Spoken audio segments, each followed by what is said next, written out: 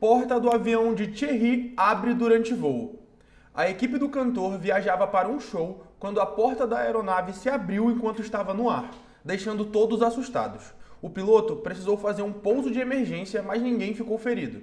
Thierry não estava no avião, mas um membro de sua equipe postou em suas redes sociais um registro da situação.